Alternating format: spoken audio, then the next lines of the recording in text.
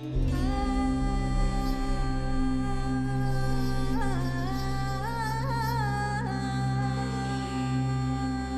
कहानी है रत्नागिरी में रहने वाले 22 साल के विश्वास की।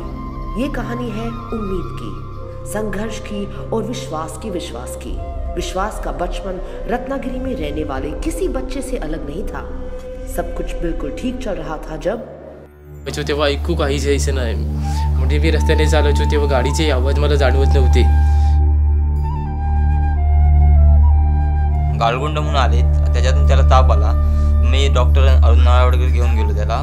त्याच्यासाठी 2-3 दिवस तो शांत होता। नंतर त्याला अजिबात ऐकायलाच यायला लागलं नाही। त्याच्यानंतर त्याने सांगितलं ते मला डॉक्टर सांगितलं येईल अजून 8-10 दिवस। त्याच्यानंतर काय 1-2-3 महिने गेले तरी पण ऐकायला नाही आलेला।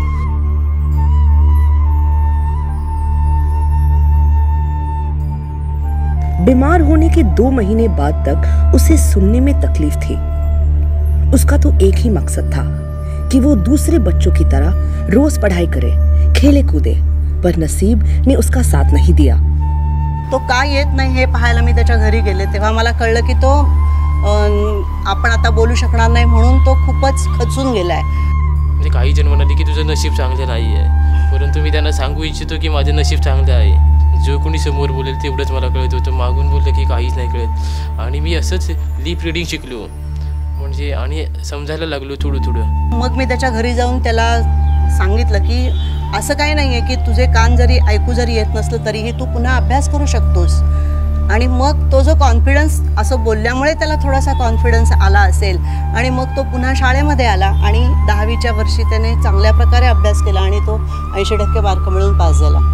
जे सांगी लोकांना तशी मी करी की एवढ्याची मशीन लावा तेवढे आम्ही करू। म्हणजे तिने मला खूप मदत केली, माझं ऑपरेशन होण्यासाठी, मला शिकण्यासाठी खूप मदत केली। कारण ती आता काम करून मला शिकवते। ती अनएज्युकेटेड शिकलेली नाही आहे ती, तरी मला मदत करते। विश्वास के भाई, माँ और टीचर ने उसे पढ़ाई और जॉब करने के लिए दिया दिलासा। ते म्हणजे माझ्या कामावरल्यानेच सगळ्यांनी बहुतेक मला मदत केली की तू घाबरू नकोस, आम्ही तुझ्या पाठीशी आहे, तुझ्या मुलाला किती शिकल तेवढा शिकव।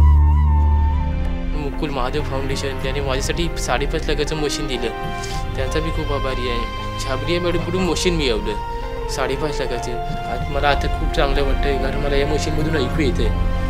पहिल्यांदा काहीच ऐकू येत नव्हतं, या मशीनमधून मी गाणी तरी ऐकू शकतो।